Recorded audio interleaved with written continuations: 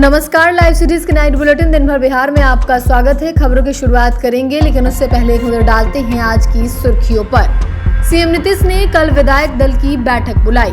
17 नवंबर को तेजस्वी करेंगे हार की समीक्षा। रोहिणी बोली, मुझे गंदा कहा, मारने के लिए चप्पल उठाई।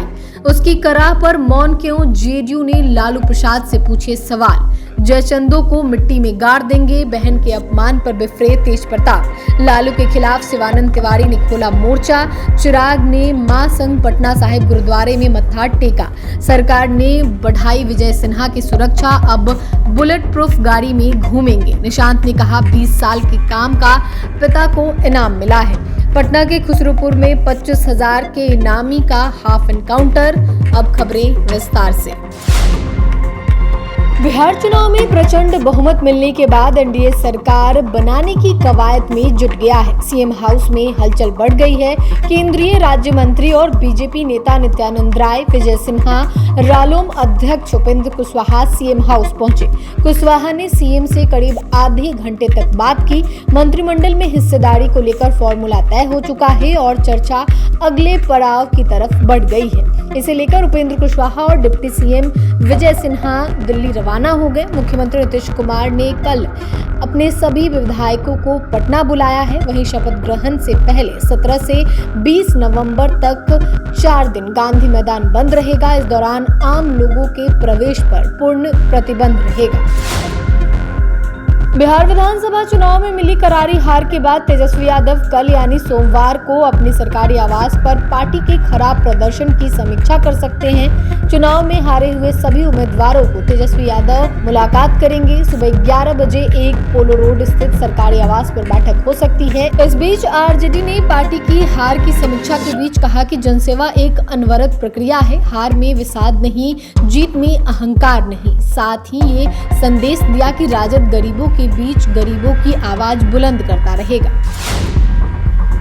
विधानसभा चुनाव में मिली करारी हार ने राजद को एक कठिन दौर में लाकर खड़ा कर दिया है। पार्टी में ही नहीं, अब परिवार में भी असंतोष देखने को मिल रहा है। लालू यादव को किडनी देने वाली बेटी रोहिणी आचार्य ने पार्टी और परिवार को छोड़ दिया है। रोहिणी ने तेजस्वी यादव, संजय यादव और रमीज पर गंभीर आरोप लगाया। वहीं एक बार फिर रोहिणी ने सुबह ट्वीट कर एक और बड़ा बयान दिया। रोहिणी ने कहा कि कल मुझे गालियों के साथ बोला गया कि मैं गंदी हूं और मैंने अपने पिता को अपनी गंदी किडनी लगवा दी। करोड़ों रुपए लिए, टिकट लिया, तब लगवाई गंदी किडनी। सभी बेटी बहन जो शादीशुदा हैं उनको मैं बोलूंगी कि जब आपके मायके में कोई बेटा भाई हो तो भूल कर भी अपने भगवान रूपी पिता को नहीं बचाइए। अपने भाई उस घर के बेटे को ही बोले कि वो अपनी या अपने किसी हरियाणवी दोस्त की किडनी लगवा दे।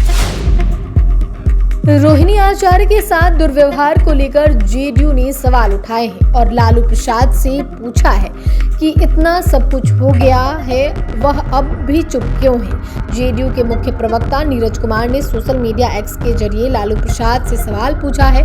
उन्होंने एक्स पर लिखा कि लालू जी की बेटी बिहार की बेटी है। लालू जी चुनावी प्रचार कर सकते हैं, महुआ बाग में बन रहे भ्रष्टाचार का किला देखने जा सकते हैं, तो फिर बेटी की कराह पर मौन क्यों है। 10 नंबर आवास में रोहिणी पर भाषाई हिंसा हुई और उसकी आंखों से आंसू निकले, जो अशुभ है। चुप्पी तोड़िए लालू जी। वहीं अब रोहिणी आचार्य को घर से निकाले जाने पर तेज प्रताप यादव बिफर गए हैं। तेज प्रताप यादव ने जेजेडी के अकाउंट से ट्वीट कर जयचंदो को चेताया है और कहा है कि कल की घटना ने दिल को भीतर से झकझोर दिया। मेरे साथ जो हुआ वह मैं सह गया, लेकिन मेरी बहन के साथ जो अपमान हुआ वह किसी भी हाल में असहनीय है। उन्होंने आगे कहा कि सुन लो जयचंदो, परिवार पर वार करोगे तो बिहार की जनता तुम्हें कभी माफ नहीं करेगी। उन्होंने आगे कहा कि जब से मेरी रोहिणी बहन के चप्पल उठाने की खबर सुनी है, दिल की आहत अब अग्नि बन चुकी है। जब जनमानस की भावनाएं आहत होती है तो बुद्धि पर पड़ी धूल उड़ जाती है। इन चंद चेहरों ने तेजस्वी की भी बुद्धि पर पर्दा डाल दिया है। इस अन्याय का परिणाम बेहद भयावह होगा। समय का लेखा जोखा बड़ा कठोर है। शिवानंद तिवारी ने लालू यादव और तेजस्वी यादव के खिलाफ मोर्चा खोल दिया है। शिवानंद तिवारी ने लालू यादव को पुत्र मोह में अंधा होकर धृतराष्ट्र बताया है। शिवानंद तिवारी ने अपनी सोशल मीडिया पर लिखा है कि बिहार आंदोलन के दौरान लालू यादव और मैं फुलवारी शरीफ जेल में एक ही कमरे में बंद थे। लालू यादव उस समय आंदोलन का बड़ा चेहरा थे, लेकिन उनकी आकांक्षा बहुत छोटी थी। तेजस्वी ने मुझे न सिर्फ उपाध्यक्ष से हटाया बल्कि कार्यकारिणी से भी जगह नहीं दी। ऐसा क्यों? क्योंकि मैं कह रहा था कि मतदाता सूची का सघन पुनरीक्षण लोकतंत्र के विरुद्ध साजिश है।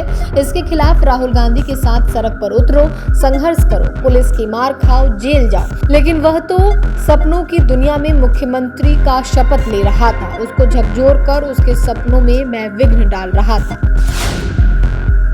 बिहार विधानसभा चुनाव 2025 में शानदार प्रदर्शन के बाद लोजपा आर सुप्रीमो चिराग पासवान अपनी मां के साथ पटना साहिब गुरुद्वारा पहुंचे। यहां उन्होंने दरबार साहिब में माथा टेका और बिहार में अमन चैन व खुशहाली की कामना की। पटना सिटी स्थित ऐतिहासिक पटना साहिब गुरुद्वारा पहुंचकर चिराग पासवान ने चुनावी जीत को जनता का आशीर्वाद बताया। उन्होंने कहा कि जनता ने इस बार लोजपा रामविलास पर भरोसा दिखाया और पार्टी ने 19 सीटों पर महत्वपूर्ण जीत दर्ज की। वहीं रोहिणी के मसले पर टिप्पणी करने से मना कर दिया। उन्होंने कहा कि उनके राजनीतिक मतभेद जरूर हैं, लेकिन हमेशा लालू प्रसाद के परिवार को अपना परिवार माना है। बिहार सरकार ने लखीसराय से बीजेपी विधायक और मौजूदा सरकार में डिप्टी सीएम विजय कुमार सिन्हा की सुरक्षा बढ़ा दी है। सरकार की तरफ से उन्हें बुलेट प्रूफ फॉर्च्यूनर गाड़ी उपलब्ध कराई गई है। अब विजय सिन्हा बुलेट प्रूफ गाड़ी में घूमेंगे। बिहार के उप मुख्यमंत्री विजय कुमार सिन्हा पिछले दिनों वोटिंग के दौरान जब मतदान केंद्र पर पहुंचे थे, उस समय उनकी गाड़ी पर गोबर फेंका गया था और उन पर हमले तक हुए थे। इस घटना के कारण काफी हंगामा भी हुआ था। इसके बाद उनकी सुरक्षा में बड़ी तब्दीली देखने को मिल रही है। विजय कुमार सिन्हा पहले भी इस बात का अफसोस जताते रहे थे कि उनके पास जो गाड़ी है वो बेहतर नहीं है और अक्सर खराब हो जाती है। इस स्थिति को देखते हुए राज्य सरकार ने उनकी पुरानी गाड़ी बदल दी है। पटना में सीएम नीतीश के बेटे निशांत कुमार ने कहा कि मैं बिहार वासियों को बहुत बहुत बधाई देता हूं कि उन्होंने एनडीए को भारी बहुमत से जीत दिलाया।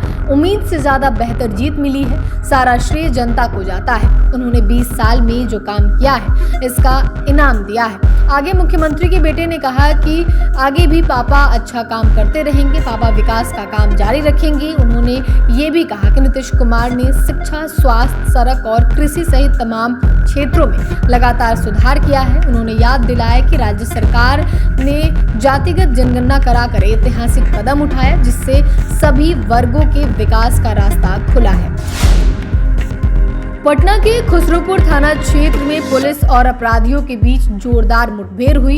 इस दौरान 25,000 का इनामी अपराधी मिथुन कुमार के पैर में गोली लगी, जबकि पुलिस टीम के एक सब इंस्पेक्टर और एक सिपाही भी घायल हो गए। घटना हरदास बिघा स्टेशन के नजदीक हुई, जिसके बाद पूरे इलाके में हड़कंप मच गया। ग्रामीण एसपी अपराजित लोहान ने घटना की पुष्टि करते हुए बताया कि अपराधी की खुसरूपुर थाना क्षेत्र के स्टेशन के पास छुपे होने की गुप्त सूचना मिली थी। सूचना के आधार पर पुलिस ने विशेष टीम गठित कर छापेमारी शुरू की।